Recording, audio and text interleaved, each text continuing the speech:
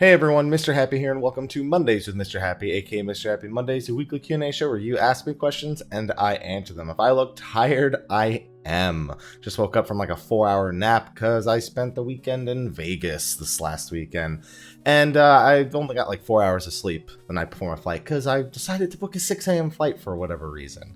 So I'm pretty tired, and this episode probably won't be that long. I know I try to keep it to like 35 minutes anyway, but probably just won't be that long of an episode.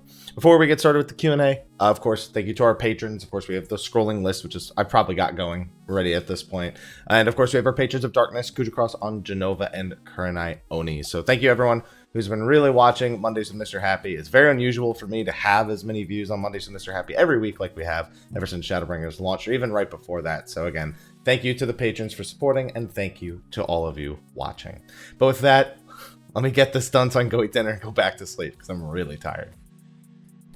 All right, the first question. This was the first one that had the hashtag, so we'll go with that. Hashtag Mr. Happy Mondays. Hi, Mr. Happy. Smiley face.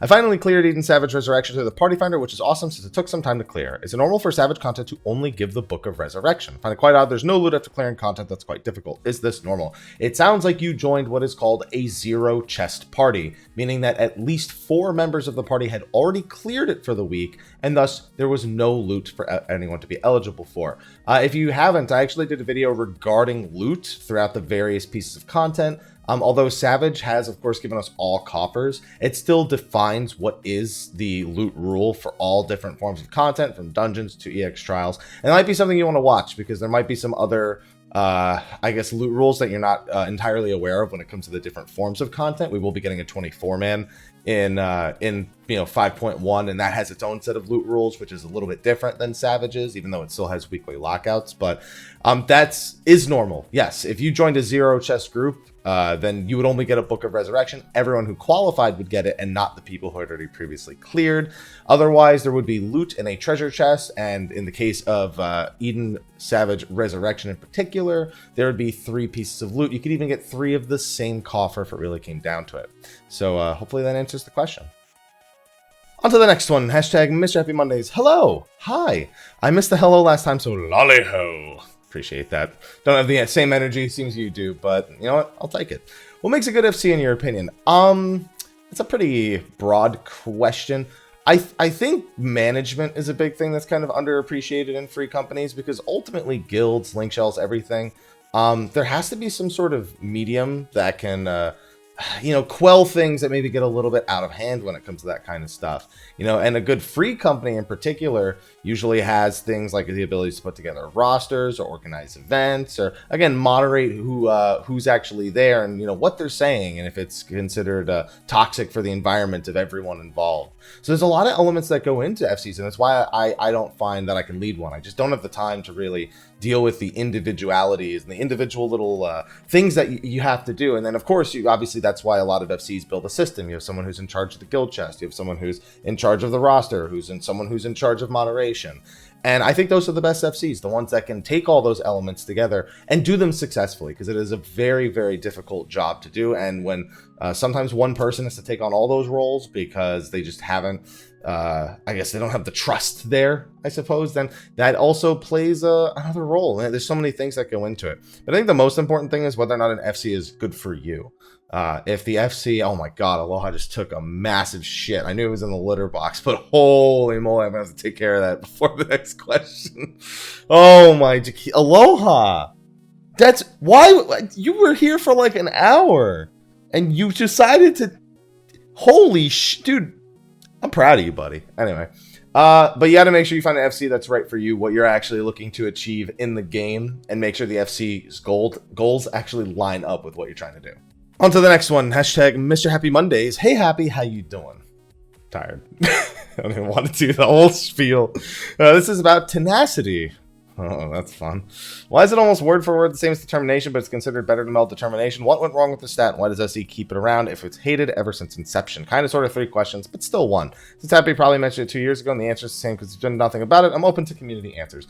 So first of all, tenacity isn't quite word for word the same as determination. Tenacity does indeed have a similar effect to that of a determination, in that it increases your damage dealt. But tenacity is a dual stat between reducing the damage you take and increasing the amount of damage you deal. So in exchange for the fact that it's increasing damage and decreasing the damage you take, it was meant to be a little bit weaker in both of those categories than a stat such directly as defense or determination. What it led to is, in a game where we do not need to take less damage all the time, or at least we very often don't, it just loses a lot of its value. Killing the boss faster and making sure you can kill the boss before an enrage is an infinitely more valuable thing, and determination, while it is a linearly scaling stat, just makes it valuable at lower item levels a little bit more than tenacity. But just to be clear, tenacity is not exactly like determination, because determination increases damage and healing you deal, whereas tenacity increases damage that you deal and decreases damage that you take. On to the next one. Hashtag Mr. Happy Monday is going to take one from like 6 days ago, because I think all those last ones are taken from like the last day or so. Hey, Happy, with the planned hi, by the way. I almost didn't say hi. That would have been bad. With the planned rework for the early parts of the main scenario, do you think it's entirely likely that certain blue quests will be changed to be unlocked by default? As an altaholic, it felt unnecessary to have to walk out of the way to unlock quests for things like the sightseeing log, which can be a long-term source. Well, it's not really a long-term. It's more like a one-stop shop for experience points. Like if you have it and then you see one, because the Realm Reborn ones aren't even visible, so it's only the Heavensward ones and on where you can kind of like just see them you can see them like as you pass them by, or Dying Glamour, which doesn't even explain how the system works. I never really thought about it, but it would make a lot of sense for some of these more basic systems to be introduced. I think the reason for the quest is, as you've kind of hinted that one quest doesn't do, is to explain that the feature exists and works. So if the player isn't concerned about it at all, instead of just having it available, there's some sort of explanation as to how it exists in the world, how the player should be using it. But I think that it does come down to that quest needs to adequately show the player how that feature works. And in the case of the sightseeing log, it's kind of difficult to do. And these are quests that maybe could be looked in similar mode, where in the future they want to rework them and make it so they are more explicit in how they work, instead of leaving entirely up to the player to figure it out. So it's an interesting question, and it's one that I wonder if they'll ever do. But I don't think that's what's going to happen specifically in 5.3, which is when they're aiming to have the main scenario pared down for Realm Reborn.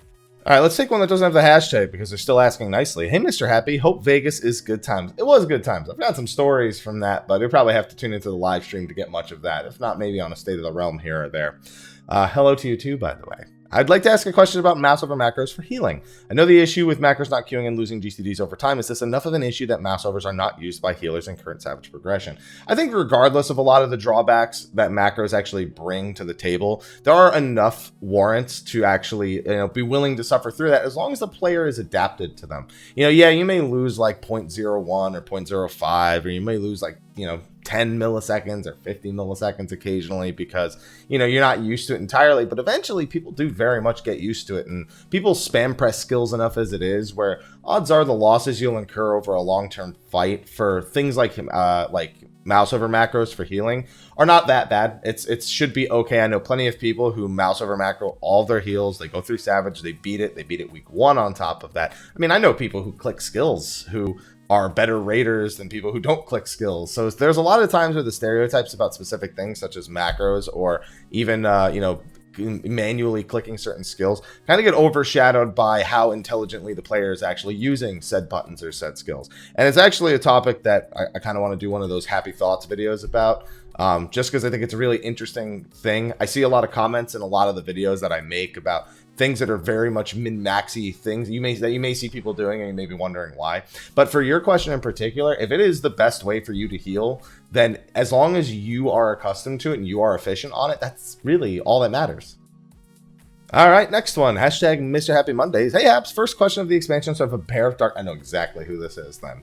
Bear of Darkness bonus. Hello.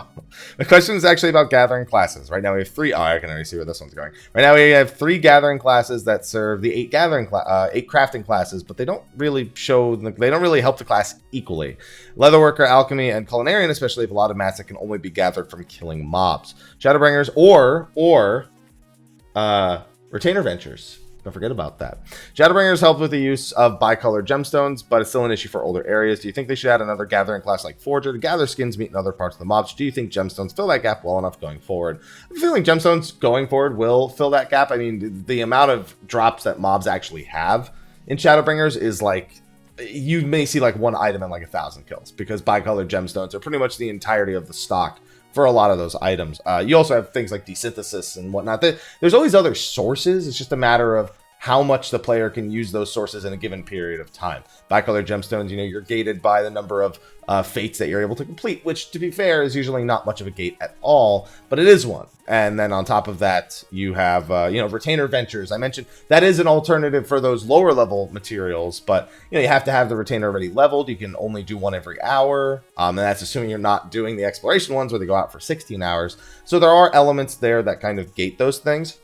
And I think if there were to be another gathering class, something that skins is likely the only other thing I could ever see them doing. I mean, it's not that there aren't other things they couldn't do for gathering classes, but I think at some point, the game systems would get kind of redundant, and it wouldn't really make sense. The big thing about a skinning job is it would require them to completely rework the way that corpses work in Final Fantasy XIV.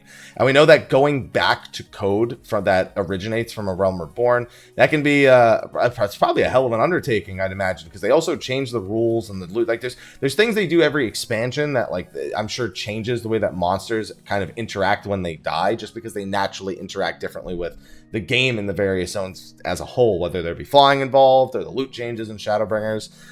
So I don't know that they'd ever do it. I personally think we'll never see another gathering or crafting class. I'm open to being wrong about that. It's just my own personal prediction. But if I do, something that skins would likely be the thing I see. All right, next one. Hashtag Mr. Happy Mondays. Oh, the M in Mondays is in capital. Listen, nobody likes Mondays. It's actually more fitting. Fourth time's the charm. Oh, God, I must have missed this question a bunch of times. Hey, Mr. Happy, how are you? I'm doing all right. Tired, but doing all right. I was just curious, who is your favorite character, and what is your opinion? What in your opinion is your favorite part of the story from the beginning to the end? You know, favorite character. You know, I don't ever really think about favorite character. I have characters that I like in the given moments, and then I have moments that maybe I'm not as interested in that character. Like, I actually really enjoy a character like Xenos, who is not really a blank slate, but he's a very one-dimensional character. And I find it's important to have, you know, these multifaceted characters and these characters that are really simple to understand. In a game with so many characters, so many stories, it's sometimes you just need a simple character to bring points together.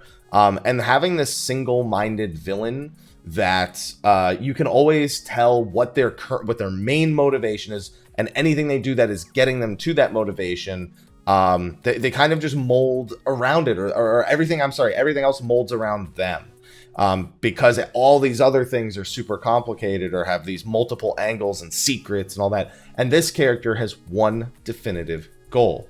And everything that happens around them defines how they actually get to said goal, or how they treat different scenarios based on how that goal is in their way.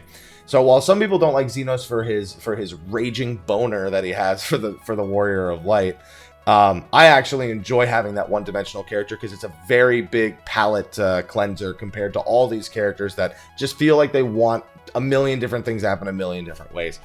For that reason, one of my favorite parts of the story has been cutscenes that involve Xenos in general, the actual Xenos, of course. Specifically towards the end of Stormblood. While I do agree with a lot of people that Heavensward's initial story was better than Stormblood's initial story, I find that it had a very kind of poetic end to it, and something that I'm glad has led to the roads we have led to now. It's been very interesting to follow, and it's something that I'm highly anticipating the future of going into the rest of Shadowbringers.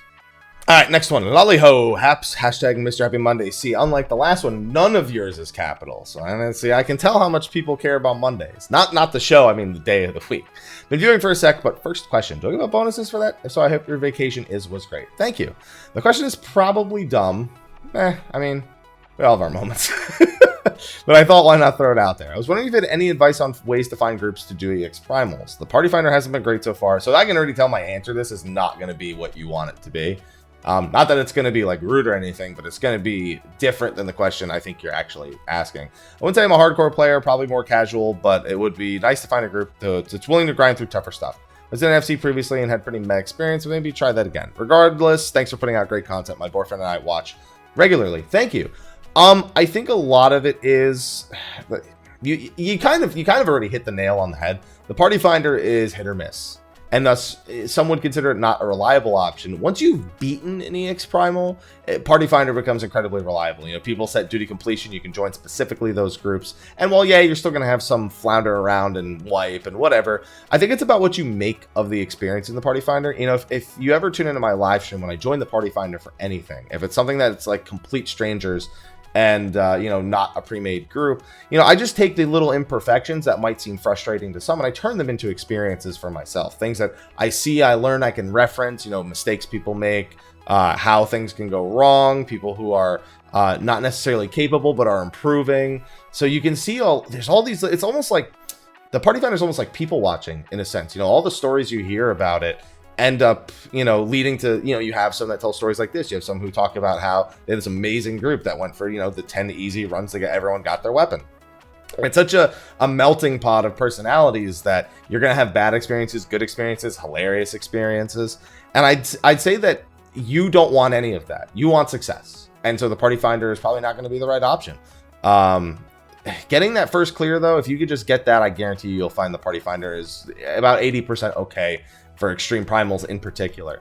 But for I'd say finding an FC of people who are, you know, I guess a variety of skill levels, but still relatively social is probably what you're looking for. And it's very specific, but it's something that you have to search for. I mean, that's the thing about MMOs. It's like, I can give you so many different answers, so many different scenarios, so many different nuggets of advice from this, but none of them are going to really get you what you want. You know, it kind of comes down to you need to figure out which one is there and just keep looking until you find the right thing. But I honestly think if you keep giving the Party Finder a chance, you know, you'll find those parties that, you know, are two and give up, but eventually you find a group that's like just right, and then from that point on, your experience just increases exponentially and it becomes a much better experience overall. I think we're making good time with questions. Hashtag Mondays with Mr. Happy, also all lowercase. I don't know why I'm noticing. And now you guys, every time I notice something like that, everyone, it's the next week, all but always comments on it. Hey man, 2 questions. Welcome. Hey, it happened so quick, I almost missed it. Hi.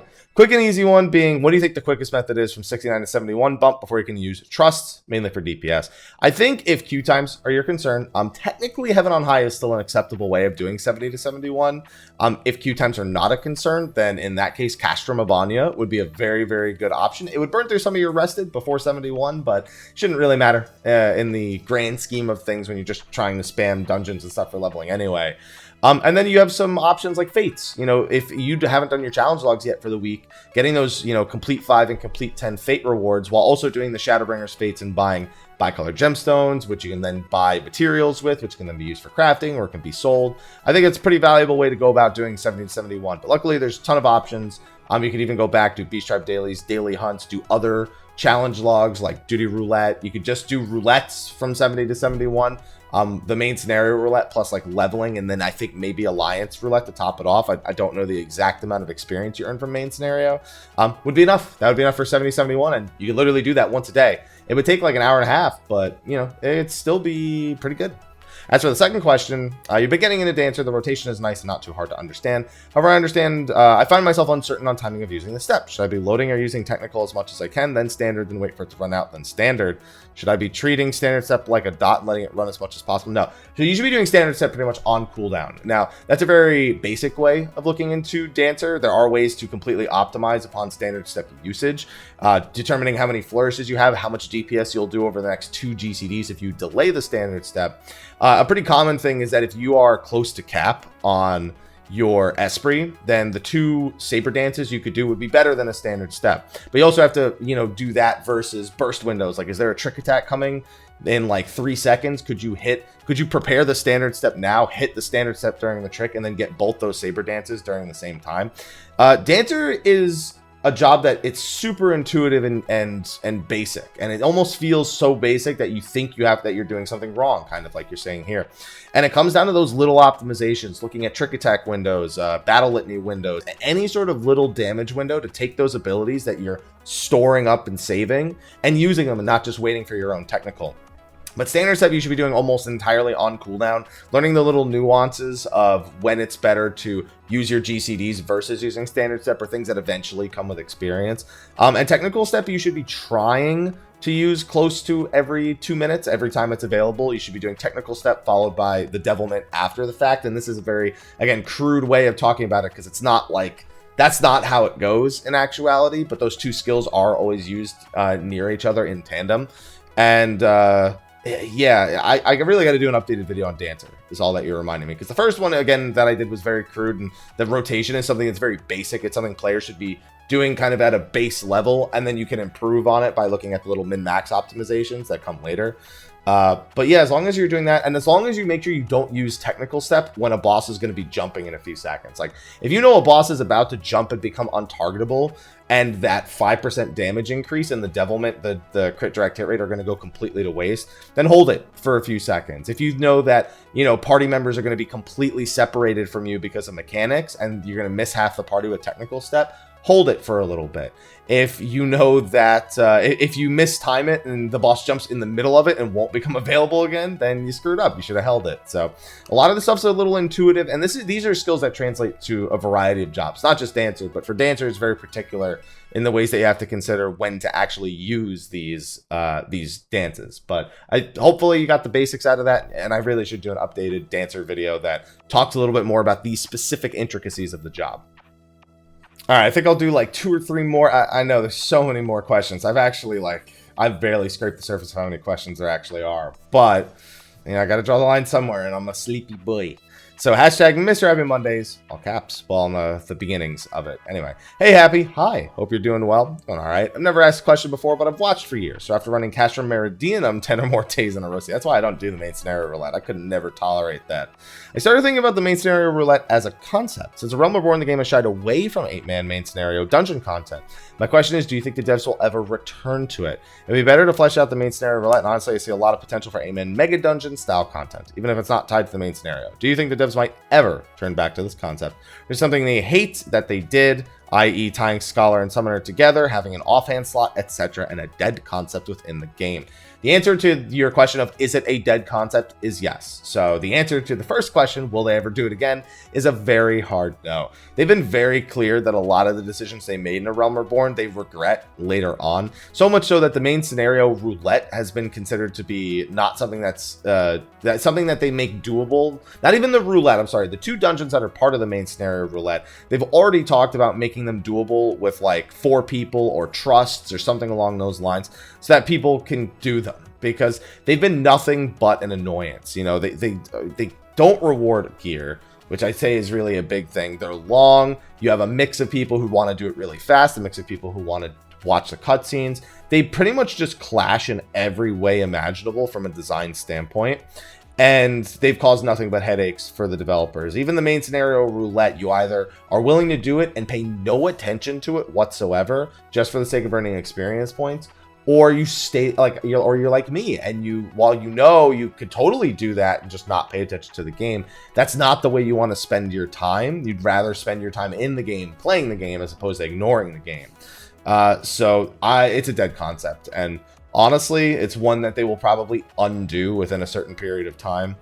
They've been trying to shy, going to your other part with Summoner Scholar, I mean, they've been trying to as close to separate those as they can without ever hard separating them, by just completely making their skills work entirely separately with entirely different spell and ability IDs you can just tell they wish they hadn't done it, and they're trying to fix it, but they can't fix it all the way, so it is what it is. They'll probably never do 8-man dungeon content ever again. I should say they should never do it like this, where there's cutscenes, non-skippable, or even just story being told in the dungeon in general. They may do like you said, an 8-man mega dungeon. Raids used to kind of be like that, but they won't ever do something exactly like Praetorium or Castrum ever again. All right, we'll do this and one more question. Hashtag Mr. Happy Mondays. Good morning, Haps. How goes things? Sleepy boy. You've heard it already. Ever since our DPS has been released on FF Logs, there's been a lot of talk about the overall balance between DPS jobs. As of this writing, Black Mage, Monk, and Dragoon are crushing it in both A DPS and R DPS. Physical range are significantly lower in overall R DPS, the worst being Dancer, who on average has 14% lower R DPS than Monk, and this is with dances and doublement included. That seems to be a major disparity. What is the developer's balancing goal? Do they want R DPS to be equal across the board, or do some jobs get more? So first of all, I'm answering this question of my own volition. Obviously, I cannot answer what the developers' balancing goals are. Only they can answer that. I will tell you that the way people use information on FF logs, I found to be underwhelming. Most of the time when people have discussions about FF logs, I find it to be very narrow-minded and don't really consider the variables between different jobs and what they're supposed to be. Now, obviously, this is a discussion that could be a video all on its own, and I think I should be doing a video on FF logs. It is a major piece of content for some people, and a major way of determining things like recruitment and personal goals and improvement. There's a lot of positives that come out of things like logs, whether it be Warcraft logs, logs, or FF logs, or any sort of measurement of a player's performance. There's a lot of things you can really do with that that are good for you, good for the player, good for the game. But the way the information is used is often misconstrued. So you just mentioned Dancer being 14% lower RDPS than Monk. Now, that's, of course, a factual observation. And I'd say that it's one that should be taken into account when considered versus what is Dancer's RDPS versus that of Bard and Machinist, the two other jobs in its actual role, and the thing that determined that 1% damage increase. Then you take that information and pair it against the 1% stat increase from bringing the ranged physical role, and then you use that to determine like how off balance things actually are. But taking things at face value, comparing jobs between roles without actually digging a little bit deeper, it's when I see that it's kind of unfortunate that FF Logs has become that, and there's this culture behind it that doesn't really understand how the tool is meant to be used, but it's kind of used as like a dick measuring contest, It's super disappointing to me because it's a tool that could be so much more useful, but it's just used for kind of the worst things, to be honest, I think doing a video about that is something that I have a high desire to do. I may actually prioritize that this week because there are a bunch of Haps Thoughts videos I didn't get to do last week because I was just like so in the mindset of going to Vegas that, I had to make sure that I took care of a bunch of things before I actually went, and it just ended up falling to the wayside, which is why there's only really like 2 or 3 videos last week. But this is a big topic, and I think while I've given you kind of an answer of comparing Dancer versus Monk, but instead of comparing it versus Bard Machinist, then comparing the role versus the entirety of bringing another job that does that massive damage increase. I think that it's a video that warrants big discussion because I have a lot of opinions about it, some that are absolutely going to be divisive, especially as someone who is notoriously known for not really being an FF Logs player. I play to win, not to dickhold, or I played to understand sort of means of personal improvement or looking for specific windows where damage is needed versus times where damage is kind of overkill as opposed to trying to work on the log. It's working on survival. I'm a more prog-minded player in general, so I'm sure I'll get a lot of backlash for that video when it happens, but I think this question right now is already prompting me to kind of make a whole video about this question. Damn, I'm not gonna lie, I spent so much time trying to pick the last question that I kind of wish I didn't already commit to making it the last one. I'm going to take this one. There's a couple other ones I really wanted to answer, but honestly, I got to get on to making more thoughts videos anyway, just because people like, it answers questions like this in a lot more depth. So we'll see how this week goes. I'm kind of tired. I need to catch up on some things, so maybe some more thought style videos might be coming this week. Anyway, last question for this episode. Hashtag Mr. Happy Mondays. Hey there. Hi. Asked this last week. Didn't make the cut, so figured I'd try again. That's all I read to try and determine which question. I just read the first line and go, okay, if for the last question, which one should I take? In case you're wondering how I actually do things like that whenever I say I'm doing it.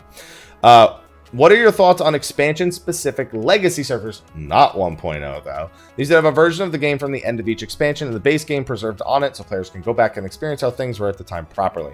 Many older fights are now almost entirely trivialized in difficulty due to current game balance, even at minimum item level.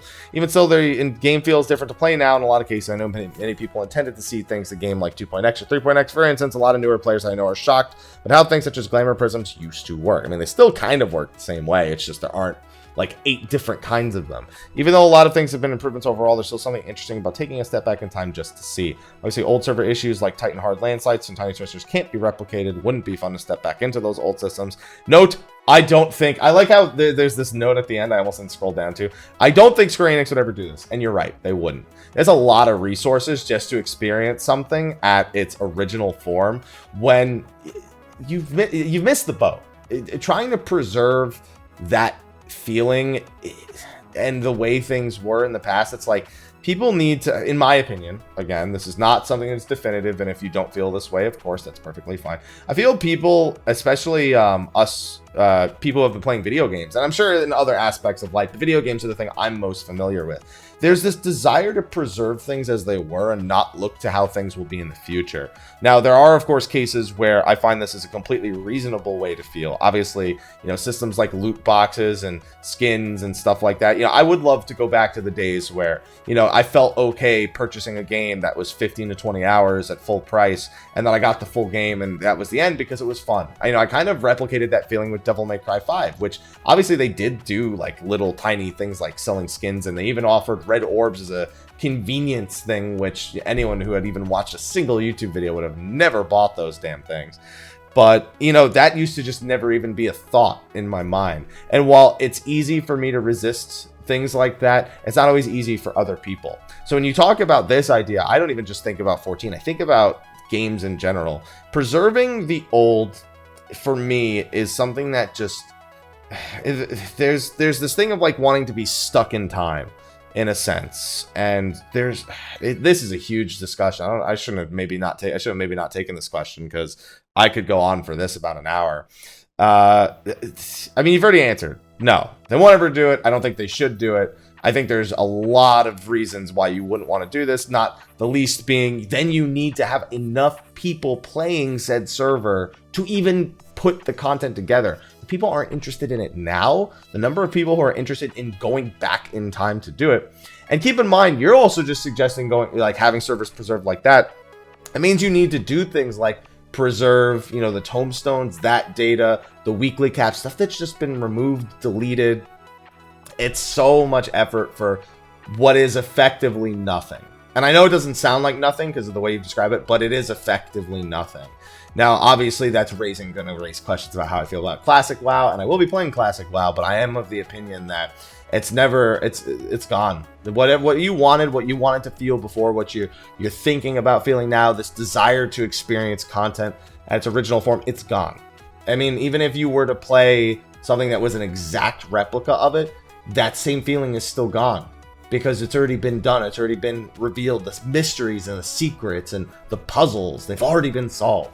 Everything you need to know it, to learn it, it's there. It's already been done. It's like trying to invent something that's already been invented, but all you've done is remind everyone that doing it that way doesn't really make sense compared to doing it the new way. At least when it comes to this kind of stuff, that's how I feel. So man, there's so many. This is why I got to do more of these thought style videos, because I love discussions about this kind of stuff, and Mondays is only a few minutes for each topic, and I love questions like this, even if we have different opinions. So I know I gave you an answer, but I just want to keep talking about it. But I got to stop the video because tired, hungry, and my cat still has I didn't actually clean up from question number 2. His litter box is still stinking up a storm, and I'm going to go take care of that right now. So thank you, everyone, for watching this episode of Mondays with Mr. Happy. Hopefully, I'll be getting back onto a more normal schedule. I'm feeling very refreshed after my weekend in Vegas, so I'm hoping to really crank some stuff out this week.